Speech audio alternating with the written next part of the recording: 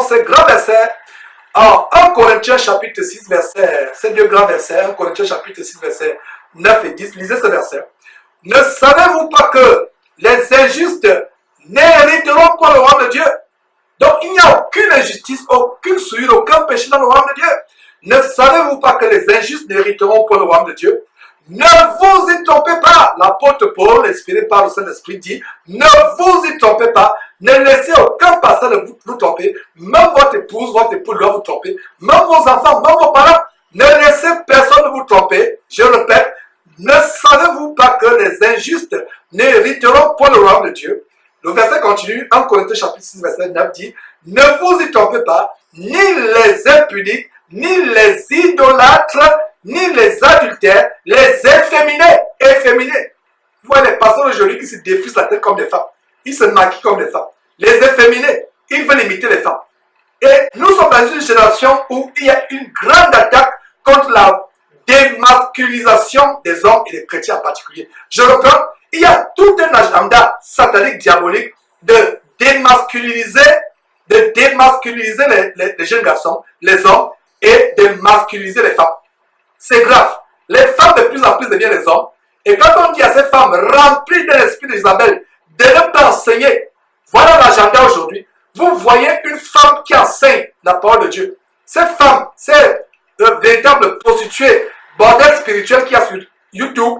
Avec YouTube de plus en plus, tout le monde peut avoir une audience. Et vous les voyez, ayant la mise de prostituée, les grosses boucles, les faux cheveux sur la tête, qui cachent les abominations sur la tête, des faux cheveux, les lèvres qui brillent comme si elles avaient mangé la graisse de porc mélangée avec le sang. Elle vous enseigne. Et quand elle vous enseigne, même dans la gestuelle c'est pour montrer leurs oreilles qui ont des boucles de vanité, leurs tatouages sur comment elles sont doigtées les fossiles, comment elles ont les larges boucles, comment elles ont les greffes abominables sur la tête. Et elles enseignent. Et voilà comment elles entraînent beaucoup de personnes en enfer. Il y a tout un plan satanique de démasculiniser les jeunes garçons et de masculiniser les femmes. En d'autres termes, un projet de féminiser les hommes et nos enfants et un projet de masculiniser nos filles et les femmes en général. Donc, si vous écoutez une femme enseigner la parole de Dieu, fuyez-la. Parce que sur la base de la parole de Dieu, dans 1 Corinthiens chapitre 14, il est interdit à la femme d'enseigner. Dans l'assemblée, la femme doit demeurer dans le silence. Et de plus en plus, et c'est les choses sur lesquelles nous allons mettre l'accent, les femmes qui prennent l'autorité sur les frères qui enseignent dans les assemblées, des femmes qui regerment dans les assemblées. Ma soeur, tu as quelque chose à dire, tu as même un reproche à faire à un frère, attends la fin. Attends un moment propice. Si tu es marié, soumets la situation à ton mari, et c'est ton mari qui va voir le frère. Et si tu n'es pas marié ou si ton mari est incroyant, tu peux trouver un moment propice pour dire au frère, il y a quelque chose que tu as dit ou que tu as fait, je ne suis pas d'accord avec toi, mais tu ne remboursses pas publiquement. Parce que sur la base de 1 Corinthiens chapitre, pas 1 Corinthiens, 1 Timothée chapitre 2, à partir du verset 12, lisez mes frères et sœurs, plus tard, examinez ce passage. Il est interdit à la femme d'enseigner, non seulement d'enseigner, mais de prendre l'autorité sur l'homme. Qu'est-ce que Paul dit au sujet de Timothée? Que personne ne méprise ta jeunesse. Même si celui qui te dirige dans le Seigneur à l'âge de ton dernier fils, le fait que c'est un serviteur du Seigneur, toi femme, tu dois être soumise à ce jeune. Tu ne dois pas le rembrouer. Tu ne dois pas prendre l'autorité et pire encore, publiquement prendre l'autorité. Que ce soit en privé, vous êtes deux, pire encore publiquement, aux yeux aussi de tout le monde. Ça ne se fait pas. Même si tu as raison, même si ce pourquoi tu reproches au frère est correct, tu as commis devant Dieu un grand péché. Même si les observations que tu donnais au frère sont justes et droites, tu as commis un grand péché parce que tu as pris l'autorité sur le frère. Qu'en est-il de prendre l'autorité sur le mari?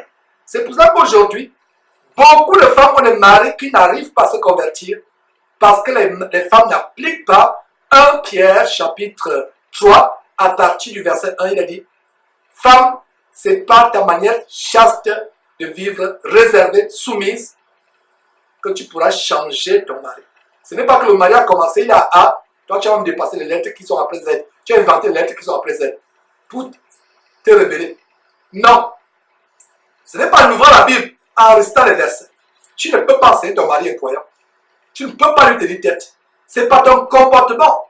Il est habitué à avoir une femme rebelle, une femme insoumise, une femme récalcitrante. Aujourd'hui, il voit une femme paisible, une femme qui tient bien son foyer, qui ne passe pas le temps dans les réunions de prière et délaisse sa maison, délaisse ses enfants, mais une femme qui soigne son mari, et c'est un danger. Beaucoup de sœurs aujourd'hui passent plus de temps dans les groupes de prière, que ce soit par Skype, que ce soit par téléphone, que ce soit physiquement, délaissent leurs enfants, délaissent leur mari.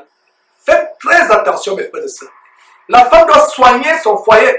Même la recommandation que l'apôtre Paul inspiré par le Saint-Esprit donne aux femmes, les femmes âgées doivent enseigner aux jeunes femmes comment garder leur foyer, leur maison, leurs enfants dans la foi. Matin, midi, soir, vous êtes avec des frères et sœurs. Matin, midi, soir, quand est-ce que vous occupez de votre mari, de vos enfants? Et quand le mari va divorcer, vous avez dit que le diable m'a attaqué. Ce n'est pas le diable qui t'a attaqué, c'est toi qui t'es attaqué toi-même. C'est toi tu t'es attaqué toi-même. Ce n'est pas le diable. C'est vrai que c'est le diable qui est derrière, mais toi-même, tu aurais pu te consacrer. Sois équilibré. Est-ce qu'elle dit que passer 24 sur 24 heures dans les prières, c'est mauvais? Ce n'est pas forcément mauvais, mais ça peut être dangereux et dévastateur pour ta famille. Si étant marié, tu ne fais pas l'équilibre. Ton mari a besoin de toi. Et c'est pour ça que le mari peut se retrouver en train d'aller avoir des copines dehors. Le mari incroyable, je dis bien. Parce que si c'est un mari chrétien, c'est une abomination. Mais un mari incroyable, qui ne connaît pas Dieu, tu passes le temps dehors, monter, descendre, etc. C'est comme les femmes dans la Bible, oisives, allant de maison en maison, apprenant et n'arrivant jamais à la connaissance de la vérité. Mes frères et sœurs, surtout mes sœurs, puisque j'ai ouvert cette parenthèse pour vous, revenons au standard de la parole de Dieu. Passez plus de temps avec vos maris, même si sont incroyables, avec vos enfants. Soyez votre maison. Et si vous examinez très bien 1 Corinthiens chapitre 2, plutôt 1 Timothée chapitre 2, excusez-moi, parce que c'est le verset que je vous invite à examiner.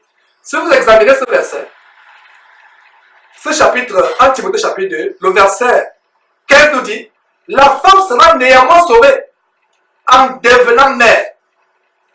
C'est-à-dire en s'occupant, en remplissant très bien ses responsabilités, soit de mère, soit d'épouse. Ne soyez pas une pierre d'achoppement pour votre mari incroyable. Donc, je reviens sur cette femme qui, le niveau des véritables bordels spirituels sur YouTube, de se maquiller convenablement, des boucles d'oreilles qui pèsent 50 grammes, large, le diamètre étant peut-être de 20 cm aussi, viennent gesticuler devant vous là, en vous enseignant la parole de Dieu. Voilà le niveau d'Adam sur Internet. Voilà les femmes qui se sont déjà jetées vivantes dans le sujet des morts et en enfer. Puis ces femmes se repentir et comprendre qu'elles doivent rester dans le silence auprès de leur mari, au lieu de faire des vidéos à longueur de journée. Pour nous qui avons cette chaîne, nous savons le travail qu'il y a derrière cette chaîne. Donc cette femme qui passe le temps à poster vidéo et vidéo, elle s'occupe du mari quand? La preuve est que la plupart sont des lesbiennes, non même pas des maris. Et si elles sont même mariées, c'est des foyers misérables. C'est elles qui portent le pantalon. Parce que si une femme enseigne la parole de Dieu, il y a un esprit, un démon. Nous vous l'avons montré dans une émission. Il y a un démon de masculinité qui entre dans la femme, qui amène la femme à enseigner la parole de Dieu et à prendre l'autorité sur l'homme. Donc chaque femme qui enseigne la parole de Dieu a cet esprit de masculinité en elle. A cet esprit de masculinité en elle. Mes paroles peuvent être dures, mes frères et sœurs. Je préfère être dur que de vous caresser dans le sens du poil et vous retrouver dans les flammes de l'enfer éternellement. Mieux vaut être dur. Parce que nous parlons comme si elles ne comprenaient pas. Et non seulement elles sont égarées, elles égarent la multitude. Vous qui allez mettre des likes, les amener dans leurs vidéos. Voilà comment elles sont déjà jetées vivantes en enfer. Et dans le sujet de mort étant vivant. Malgré le fait que l'enfer n'est pas encore ouvert, mais elles sont déjà jetées vivantes. J'espère que vous avez la sagesse pour comprendre ce que je suis en train de dire. Donc, mes frères et sœurs, s'il vous plaît, surtout mes sœurs, gardez ces paroles dans votre intelligence. Méditez ces paroles et repentez-vous au nom de Jésus-Christ. Repentez-vous au nom de Jésus-Christ. Donc, revenons sur comment ni les impudiques, ni les idolâtres, ni les adultères, ni les efféminés, c'est le mot efféminé qui nous a amené à ouvrir cette parenthèse, parce que nous avons une tendance de féminisation de nos garçons et de nos hommes, même dans le milieu chrétien. Il y a des gens, j'ai parlé des femmes tout à l'heure, il y a des hommes là qui font des vidéos, il y a un jeune homme là qui passe le temps à faire des vidéos. Quand vous voyez d'abord le chignon qu'il a, il met un foulard et un chignon. Parce que quand vous partagez la parole de Dieu, soi-disant, il peut arriver dans votre cœur d'être en prière, de prier Dieu. Quelqu'un qui a enseigné la parole de Dieu, il a un chignon là, il met le chignon et sur le chignon, il y a un foulard comme une femme. Quand vous le voyez, vous voyez une demoiselle. Et il donne la morale sur les gens sur Internet. Vous voyez une véritable demoiselle, une femmelette. Vous ne voyez même plus un homme. Il a les cheveux, il fait le chignon, il ajoute un petit foulard, il attache bien. Il lui manque seulement les boucles d'oreilles, le crayon de beauté sur les lèvres ou le rouge à lèvres ou sur les cils. Il lui manque seulement de mettre les faux cils. Mes frères et sœurs, vous êtes sur Jésus-Christ TV. Vous connaissez la vérité vous affranchira. Donc, les efféminés n'hériteront pas le royaume de Dieu. Voilà. Ne savez-vous pas que les injustes n'hériteront pas le royaume de Dieu?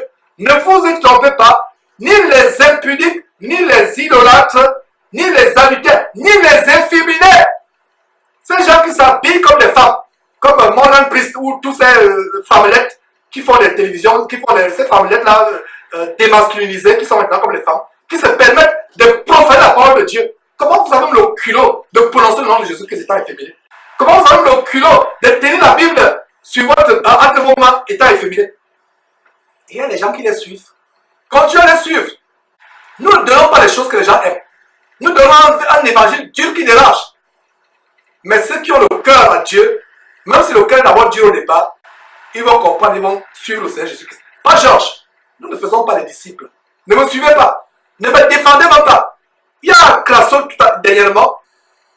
Il y a eu une avalanche. Ces disciples sont venus comme des essais d'abeilles. Ils sont venus comme des essais d'abeilles. Ils sont venus comme des essais d'abeilles, pulvériser des vidéos pour le soutenir sur Internet. Si quelqu'un me calomnie, comme quelqu'un qui a dit, cette chaîne abominable de Casanema, ils ont dit que j'ai tué toute la famille. Je peux dire que j'ai gardé le silence pendant 1 an. Et plus tard, Dieu a ressuscité la famille qu'ils avaient dit que j'avais assassinée. Et quelle honte! Si la honte tuait, ces gens seraient morts. Donc, si quelqu'un parle mal de Georges, ne me défendez pas, s'il vous plaît. Même par vos commentaires sous nos vidéos ou sur Facebook, soit par les vidéos, ne faites pas une vidéo pour défendre Georges. Il y a quelqu'un qui a fait une vidéo, Georges est dans le vrai. Frère, j'apprécie, on a correspondu, tu sais de qui je parle, tu es en Côte d'Ivoire, je crois. Si tu peux m'enlever cette vidéo d'Internet, ça me ferait plaisir. Enlève cette vidéo d'Internet, je t'en supplie. La vidéo que tu as fait, à savoir que Georges est dans le vrai. Non! Comme tout le monde entier me calomnie, je préfère être agréé de Dieu et non par les hommes. L'apôtre Paul disait en Galates chapitre 1 verset 10, si je désirais plaire aux hommes, je ne serais plus serviteur de Dieu. Je m'en fous des candidatons. C'est vrai que je dois me préserver afin de ne pas être scandaleux au monde, mais ce qui me préoccupe, c'est ce que Dieu pense de moi, ce n'est pas ce que les hommes pensent de moi. Donc calomniez, s'il vous plaît, ne défendez pas Georges. Soyez les défenseurs de l'évangile de Jésus-Christ. Soyez plutôt engagés dans le combat pour la défense et la confirmation de l'évangile. Donc, revenons mes frères et sœurs, les impudiques, les idolâtres, les adultères, les efféminés, les infâmes n'hériteront pas le royaume de Dieu. Et le verset 10 dit quoi? Ni les voleurs, ni les cupides, la cupidité, le vol, la cupidité, ni les ivrognes, ni les outrageux, ni les ravisseurs n'hériteront pas le royaume de Dieu. N'hériteront pas le royaume de Dieu. Et ce que nous voulons aussi dans Galates, tout simplement noter pour qu'on ait du temps. Galates chapitre 5, verset 21, l'envie, l'ivrognerie, les excès de table, toutes choses semblables et tous les péchés. Lisez Galates chapitre 5, verset 20, d'abord verset 19 à 21. Les péchés charnels, l'impudicité, la fornication, l'ivrognerie, l'envie. L'envie. Envier les choses des voisins ou de vos collègues ou de vos frères. L'envie. Les excès de table. Non seulement l'ivrognerie. Les excès de table. Si vous ne sentez pas la nourriture à l'œsophage, vous ne stoppez pas. Les excès de table, les choses semblables, je vous dis d'avance, comme je l'ai déjà dit, que ceux qui commettent de telles choses, n'entreront point, n'hériteront point le royaume de Dieu. Vous voyez comment c'est difficile, mes frères et sœurs, d'entrer dans le royaume de Dieu, parce que dans le royaume de Dieu, aucune souillure ne sera tolérée, et c'est la 9e révélation que nous sommes en train de voir. Et nous avons aussi Éphésiens, terminons cette section par cela. Éphésiens chapitre 5, verset 5, notez, Éphésiens 5, 5. C'est facile de retenir, Éphésiens 5, 5. Car sachez-le bien, aucun impudique, aucun impur. Qu'est-ce qu'on a vu dans Matthieu chapitre 5, verset 8 tout à l'heure? Heureux ceux qui ont le cœur pur, car ils verront Dieu. La pureté du cœur, et non seulement la pureté du cœur, la pureté du corps. C'est pour ça que Éphésiens chapitre 5, verset 5 dit, sachez-le bien, aucun impudique ou impur ou cupide, c'est-à-dire idolâtre, n'a d'héritage dans le royaume de Christ et de Dieu. Et allons tout doucement vers la fin de cet enseignement. Il n'y aura pas de larmes au ciel, c'est la 10e révélation. Pas de larmes au ciel, ni de douleur, ni de maladie, ni de souffrance. Quel bonheur mes frères et sœurs, quel bonheur. Pas de maladie, pas de souffrance. Oh là là, ma soeur, tu es peut-être cloué sur le lit. L'ennemi t'a affligé par une maladie. Même s'il faudrait que tu fasses comme les gens dans Hébreu, qui ont même refusé la délivrance parce qu'ils avaient les yeux fixés. Ne manquez pas de vous abonner à notre chaîne YouTube Jésus-Christ TV, en cliquant sur le bouton s'abonner, juste au bas de la fenêtre de cette vidéo. Ainsi, vous recevrez automatiquement nos nouvelles vidéos, et vous ne raterez aucune. Vous connaîtrez la vérité, et la vérité vous affranchira. Jean 8, 32.